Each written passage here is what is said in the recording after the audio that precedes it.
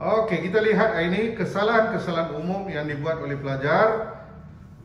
Pelajar UPSR sampai tingkatan 5, saya tengok, saya periksa beratus-ratus karangan dan saya dapati pelajar membuat kesilapan daripada awal, daripada pengenalan, bahagian isi, cara nak bagi contoh, kesimpulan, penutup, di mana-mana jua pelajar buat kesilapan.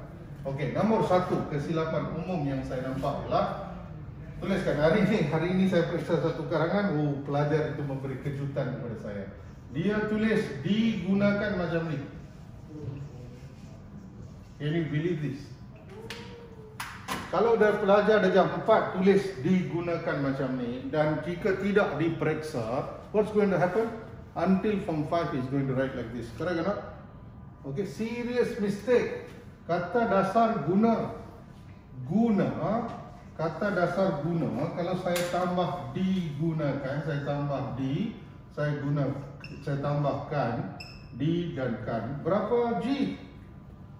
1 G saja, kan? Kalau kata dasar guna ini, saya tambah imbuhan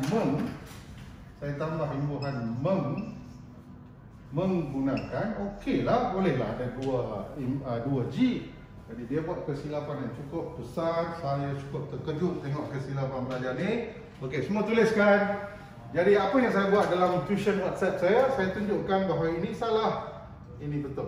Malah saya akan berikan yang ini untuk memastikan pelajar faham penggunaan imbuhan di dan juga imbuhan mem.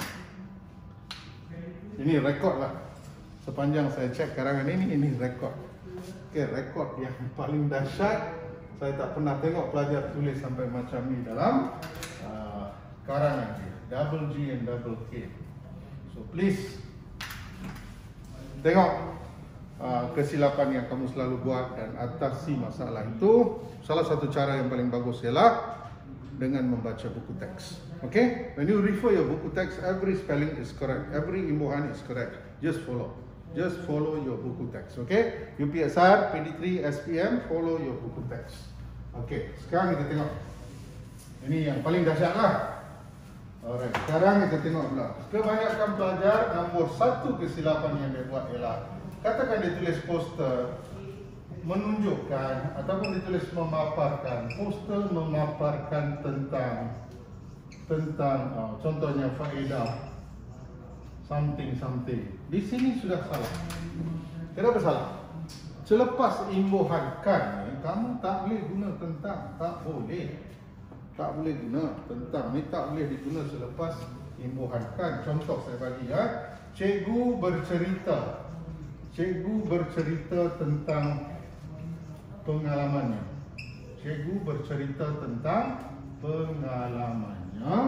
Salin. Cikgu menyentuh tentang pengalamannya.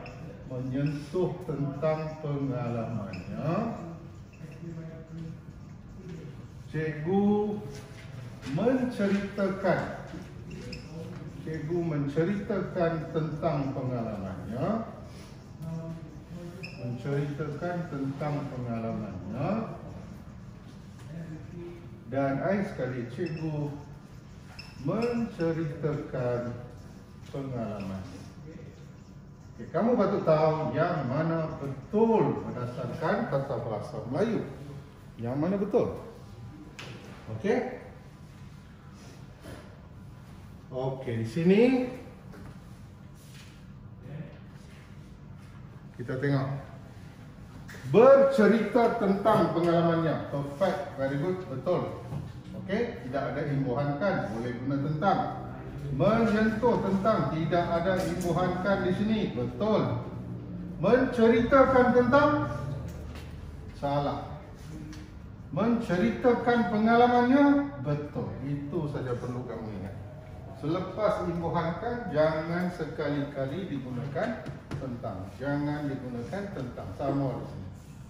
Jadi ini awal-awal jawapan kamu, ulasan dan juga karangan.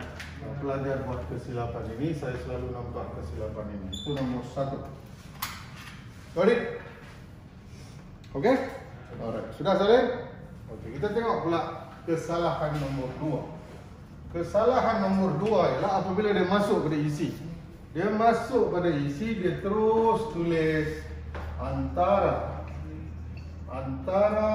faedah-faedah, antara cara-cara mengatasi kemalangan jalan raya ialah. Sudah silap. Ini saya padam, Saya padam ini dulu.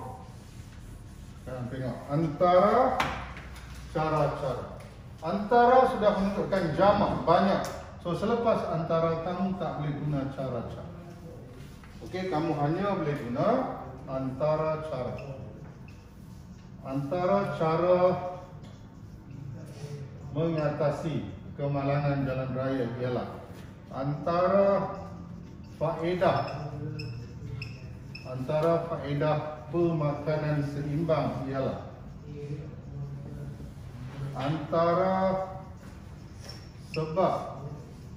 antara sebab banjir ialah. You should be writing like this. Okay? Selepas antara, tidak boleh, tidak sama sekali saya boleh gunakan cara-cara ataupun antara faedah-faedah ataupun antara sebab-sebab, tak boleh. Yang betul ini. Betul. Antara cara-cara salah. Antara faedah-faedah salah.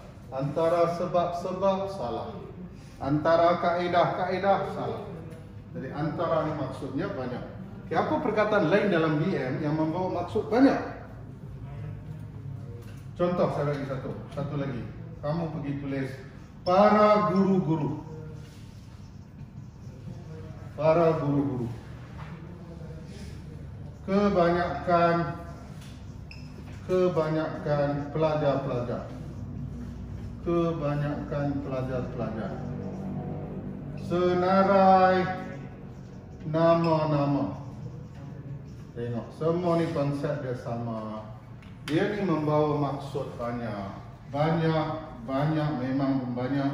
Senarai, semua ni maksud banyak. Jadi selepas perkataan-perkataan ini, tidak boleh ada gandaan. So this is wrong and wrong. All three wrong. So Jordan, apa jawapan yang betul? Para guru saja betul. Lepas tu, kebanyakan pelajar. Senarai nama. See, senarai is list of names, right? So already many. Kalau dah ada perkataan senarai, tak boleh letak nama-nama. Ini satu lagi kesilapan besar yang saya selalu nampak pelajar lakukan. Okey, itu nombor 2. Tentang perkataan-perkataan yang sudah pun membawa maksud banyak. Ada banyak lagi, kamu kena beri tumpuan untuk bahagian ini. Okey, we go to one more. One more mistake pelajar buat ialah apabila ditulis kesimpulan. Ditulis kesimpulan macam ni, boleh percaya kesimpulannya. Vishnu, what is wrong? Double N, dia letak satu N saja. Dia letak satu N saja di sini. Kesimpulan ada satu N, nya ada satu N, sepatutnya ada berapa N? 2. Dia pergi letak satu saja. Saya dah tengok banyak kali lah, terlalu banyak kali kesilapan ni pelajar buat. Jadi pastikan apabila kamu tulis kesimpulannya, okey, lepas tu baru tambahnya koma, tu sambung dengan karangan kamu nak guna konklusinya. Konklusi maknanya kesimpulan lah, boleh guna. Kamu nak guna tuntasnya, ini kurang sesuai. Tuntasnya kurang sesuai. Okay, tuntas maknanya menyeluruh. Okey, jadi sepatutnya kamu tulis secara menyeluruh, overall. Secara tuntas should be the correct way of writing. Kamu boleh tulis ni dalam kesimpulan. Ada berapa cara nak tulis kesimpulan? 1, 2, 3 cara. Your last sentence. Your last paragraph. Boleh guna kesimpulannya, konklusinya, ataupun secara tuntas. Okey, ini kesilapan yang ketiga saya nampak pelajar lakukan. Banyak pelajar buat kesilapan ini. Okay, apa lagi yang kamu pernah tengok? Maybe we can give you one more. Ini boleh padam, ha? Pelbagai jenis. Berbagai. Okay, yes. Common mistake. Okay, selalu pelajar buat. Lagi? Santosh? Ejaan. Kesalahan ejaan, banyak kesalahan ejaan pun banyak. Okay, dia eja dengan tak betul. 1G, 2G. Saling membantu-bantu. Saling bantu-membantu. You know, right? All those are mistakes. So the best way to avoid mistake is by reading your textbook. Kalau kamu pelajar yang sangat lemah, darjah 4, darjah 5, semua cikgu garis. Karangan kamu cikgu garis saja, merah semua. The only way to solve this problem is by reading your textbook. Read your textbook, number 1. Number 2, kalau perlu, salin kembali your textbook. You take one article, good article from the textbook, salin kembali dalam sebuah buku. Pastikan mak atau ayah kamu check, make sure no spelling mistake, no imbuhan mistake, huruf besar, huruf kecil, no mistake. Tanda baca, noktah, koma, all no mistakes. That's how you can improve. Okay? Alright, keep watching Cikgu Suku's videos and we will come with more videos this year to help you do your BM in a very fantastic way. Thank you.